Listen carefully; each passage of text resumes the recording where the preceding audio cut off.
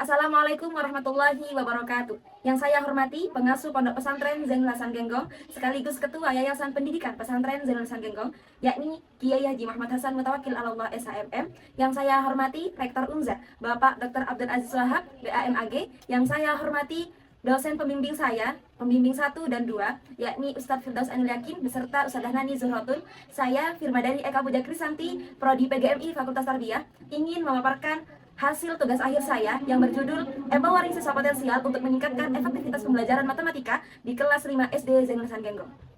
Untuk poin pertama, di sini ada latar belakang. Pendidikan dasar memegang peranan penting dalam membentuk fondasi ilmu pengetahuan dan karakter peserta didik.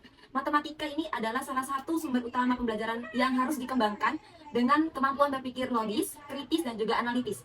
Namun, di kelas 5 di SD Zainul Hasan Genggong ini, saya menemukan beberapa permasalahan, terutama tentang pembelajaran matematika, yang mana di situ banyak siswa yang kesulitan, entah itu dari pengajar, entah itu dari siswanya tersendiri. Makanya saya di sini akan menjadikan pembelajaran matematika di kelas SD ini sebagai bentuk pemberdayaan, empowering siswa. Jadi ada kalanya siswa potensial, ada kalanya siswa biasa. Banyak sekali faktor utama dari permasalahan ini. Yang pertama adalah minimnya motivasi belajar bagi siswa, menganggap matematika itu sulit, bahan trauma gitu. Padahal matematika ini adalah suatu pembelajaran yang menjadi pokok pembelajaran di sekolah dasar. Itu salah satu penghambat faktor sulitnya siswa menangkap dalam belajar matematika. Yang kedua adalah metode pengajarannya yang profesional. Jadi guru itu banyak menggunakan metode ceramah. Karena kalau ceramah kan kebanyakan bosen. Jadi itu tidak efektif dalam pembelajaran.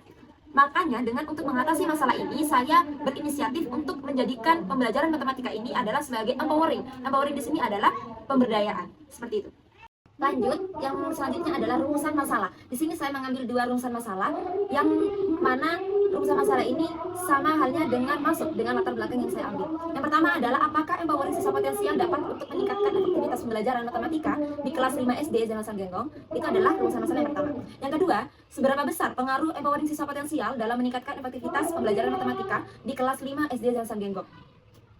Selanjutnya adalah tujuan penelitian. Jadi dari tujuan penelitian saya adalah yang pertama untuk memahami lebih dalam siswa mengenai karakteristik siswa yang memiliki potensi akademik lebih tinggi dibandingkan matematika di kelas 5 SD.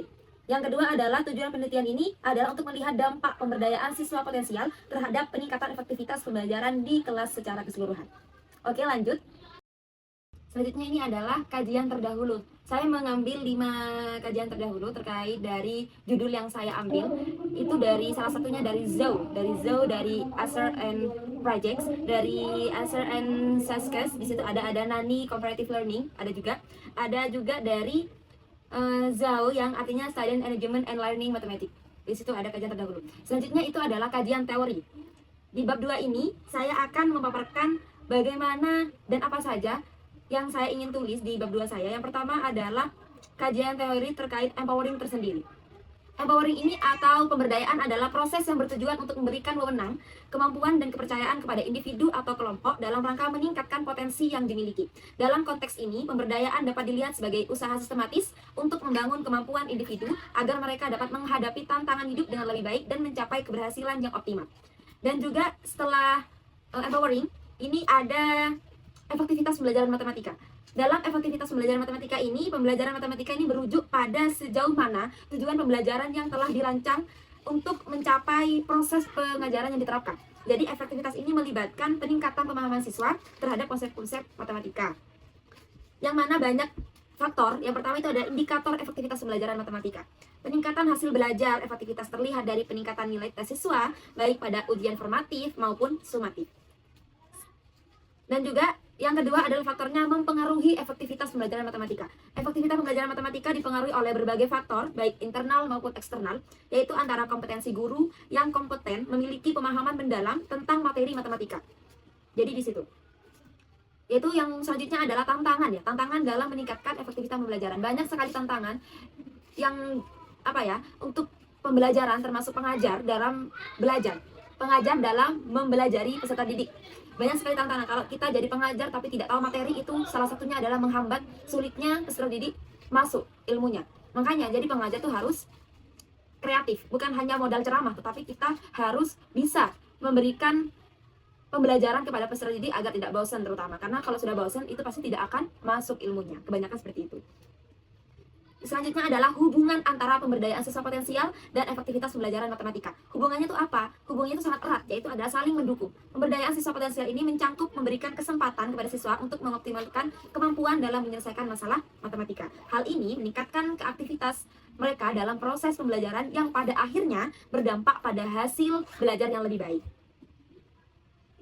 Di sini kerangka berpikir saya mengambil pretest dan juga post-test. Di sini ada judul empowering siswa potensial untuk meningkatkan efektivitas pembelajaran. Di sini ada proses pembelajaran matematika. Setelah itu saya mengambil pretestnya.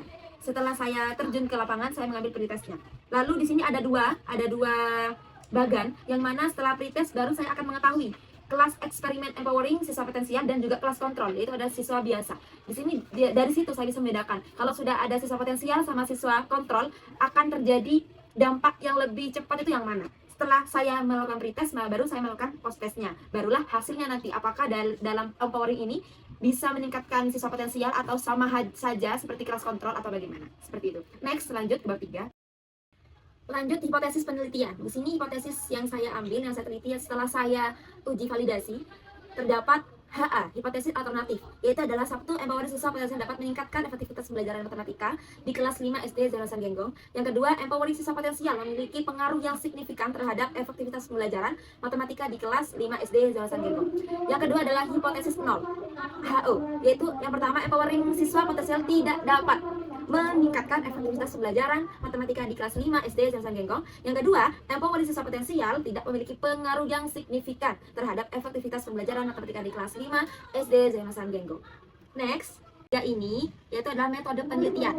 Pendekatan yang saya teliti menggunakan pendekatan kuantitatif yang tadi saya bilang, pendekatan kuantitatif yang mana merupakan salah satu metode penelitian yang berfokus pada pengumpulan data dan analisis data yang dinyatakan dalam bentuk angka. Jenis penelitiannya adalah jenis penelitian yang digunakan dalam studi ini adalah penelitian dengan desain kuasi eksperimen. Apa sih desain kuasi eksperimen itu? Adalah merupakan bentuk pengembangan dari true experimental design yang seringkali sulit diterapkan dalam kondisi tertentu. Next, di sini juga ada populasi dan sampel penelitian. Saya sudah melakukan penelitian di SD Zainuddin Hasan Genggong, yang mana sudah banyak sekali. Saya sudah juga menyiapkan pretestnya dan juga post-testnya. Sudah saya eksperimen, soalnya sudah saya juga cantumkan nanti ketika di sempro, di proposalnya, bahwa populasi mencangkup seluruh elemen yang menjadi fokus penelitian, baik itu individu, kelompok, kejadian, fenomena, atau objek lainnya. Yang menjadi pusat perhatian dalam studi ini, adapun populasi dalam penelitian di SD Zainuddin Hasan Genggong ini 50%. Jadi ada dua ruang, ada 5A dan 5B. Di sini sama-sama ada 35 siswa. Jadi sama rata. Jadi penelitian ini menggunakan teknik simple random sampling untuk menentukan sampelnya. Simple random sampling ini merupakan metode pengambilan sampel yang dilakukan secara acak. Jadi di mana nanti saya elemen atau khusus yang dalam populasi ini memiliki peluang yang sama untuk dipilih sebagai sampel. Contoh di kelas 5A, ini ada siswa yang memang pintar matematika. Di situ sebanyak 13 anak. Jadi 13 anak ini saya pencar. Entah itu di kelas kontrol atau di kelas siswa potensial. Tapi nanti saya akan menjadikan contoh di kelas 5A. Ini yang saya lebih banyak siswa potensialnya dibandingkan kelas B. Karena kelas B ini saya jadikan kelas kontrol. Kalau di kelas 5A saya jadikan kelas siswa potensial. Karena nantinya bisa tahu itu perbandingannya yang mana yang lebih cepat. Perubahan mana yang lebih cepat. Jadi seperti itu. Contoh simple random samplingnya seperti itu. Jadi sampel yang diambil tadi dari kelas 5A yang tadi dari 35 anak, tapi saya nanti akan dialihkan lagi di kelas 5B. Yang mana siswa yang paling banyak siswa potensial nanti saya kelompokkan di kelas 5A. Seperti itu. Next. Oke, selanjutnya ada teknik dan instrumen pengumpulan data. Di sini saya mengambil dua, yaitu ada tes dan juga observasi. Saya mengambil pretest post-testnya menggunakan essay 10 soal. Yang mana kenapa saya mengambil essay? Karena kalau pilihan ganda kalau soal matematika tuh kurang menurut saya. Jadi anak-anak lebih mendalam ke permainan cara menalar matematika itu dengan menggunakan soal essay. Jadi saya menggunakan essay dan sudah saya cek validasi dan reliabilitas instrumennya menggunakan SPSS 22 window yang mana alhamdulillah sudah valid, tidak ada yang non valid, dan jadi saya bisa lanjut ke penelitian nanti untuk di bab 4. Dan selanjutnya adalah teknis analisis data analisis. Ini ada dua, analisis statistik deskriptif dan juga teknis analisis statistik. Jadi seperti itu. Jadi kalau sudah tentang validasi, teknis analisis, dan data analisis sudah saya cek di SPSS. Insya Allah. Sekian dari saya. Apabila saya ada salah kata, saya mohon maaf. Wassalamualaikum warahmatullahi wabarakatuh.